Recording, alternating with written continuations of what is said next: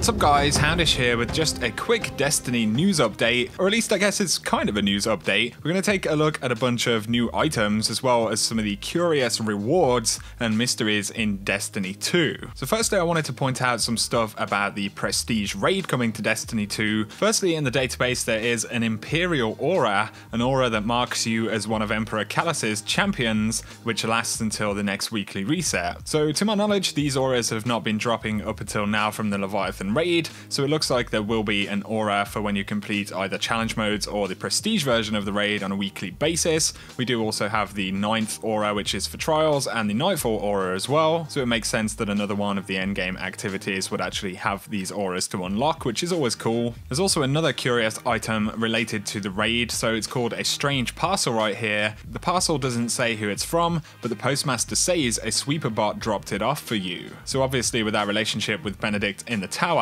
Benedict is of course the Emperor's advocate. It seems very likely that Benedict would be the sweeper bot that drops off this mysterious package. What it's going to contain and all of that kind of stuff is a complete mystery at this point, and again, this is an item I'm pretty certain nobody has actually had dropped in the game yet, so it could be the start of a quest, it could just be, you know, a simple package full of raid shaders or tokens or things like that for when you complete a challenge mode or the prestige version, but there is definitely more stuff to come inside of the prestige raid. I'm almost certain there must be some more secrets inside of the Leviathan as well. I don't have any footage of it right here, but you may have seen some videos where players have actually got 9 people inside of the raid. Obviously this is really interesting. You can't actually run the encounters as far as I know, but it does work kind of in the spaces between the encounters. Interestingly, if you look in the Destiny tracker database, there is the activity listings for the raid. There are numerous different ones. Presumably some could be challenge modes, hard modes and things like that. There's one right here that says it's power level 300, so it does look like the prestige version,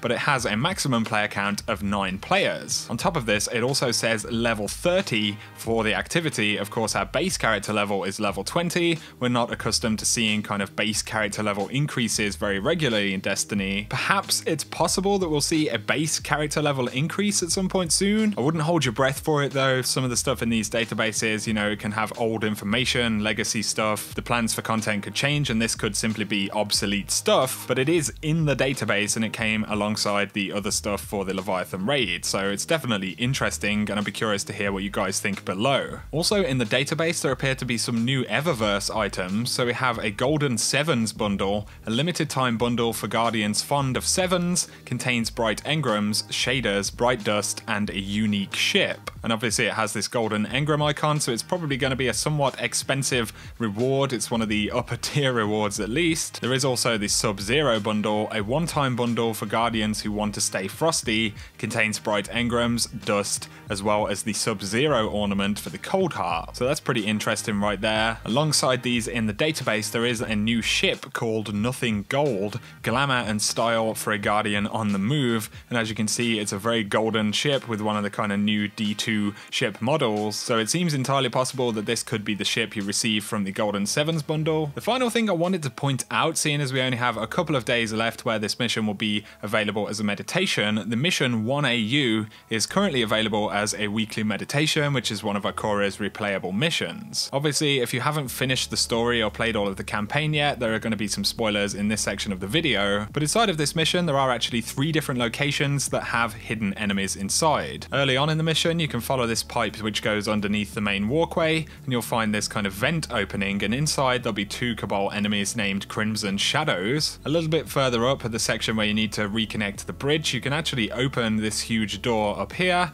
and inside you'll find a bunch of kind of sleeping Cabal dogs, and these are also called Crimson Shadows. Interestingly, if you clear all of the enemies out and then open the door, these dogs don't actually respond to you at all. You can kind of move close to them and everything like that, and they don't seem to have any interest in you. They're kind of asleep. Funnily enough, if you activate the bridge after this though, they automatically kind of wake up and will start attacking you. I haven't tried doing it in a different order. I'm assuming you could run past the enemies near the door first, then open the door and see what happens. Also towards the end of the mission, where you have to kind of go out into the sun and kind of navigate across the top of the almighty ship, there is another section here where you can jump up a bunch of pipes and actually find another location right here with a scion called the Electron Controller. So obviously this is really interesting interesting stuff. All of these enemies are fairly well hidden, and the fact that there are the kind of Cabal dogs which don't respond to you is also very interesting. And they're also accessible inside of the meditation. People have been kind of anticipating that there could be a secret inside of this mission.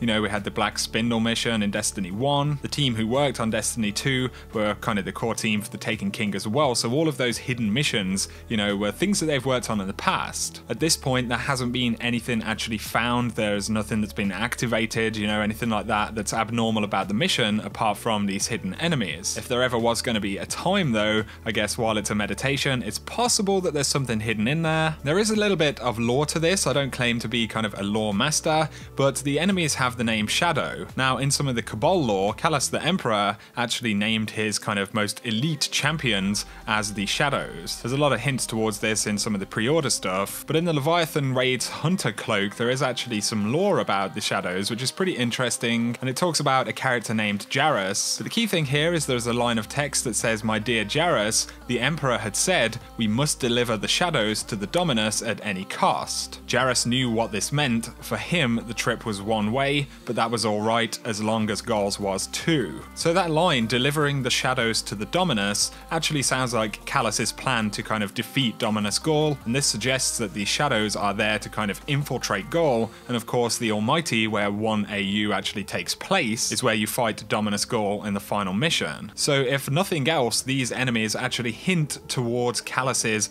attempt to defeat Dominus Gaul. Of course, we kind of stepped in and killed Gaul before Callus could, and that's why Callus has a vested interest in us as Guardians as well. But going back to the kind of secret stuff, I would love there to be a hidden exotic or a quest or something, you know, inside of this mission, but the fact that these enemies are there is really, really cool in itself. And I just wanted to point that out to you guys and let you know that 1AU is a meditation this week, so definitely a time to go secret hunting. I personally feel like they're time gating any secret stuff like that. I feel like we're going to see something like the Black Spindle mission, but whether it's going to happen right now, you know, is anybody's guess. So there we go, guys. I just wanted to break down this video, a bunch of kind of interesting stuff. Definitely take a look at 1AU this week, but I also hope you enjoyed seeing some of the other Prestige raid stuff that's coming. So let me know in the comment section any of your thoughts on this stuff. If you have enjoyed the video, a like is very much appreciated. And if you want to save 10% on Control Freak products, including the new Destiny 2 edition thumbsticks, then follow the link in the description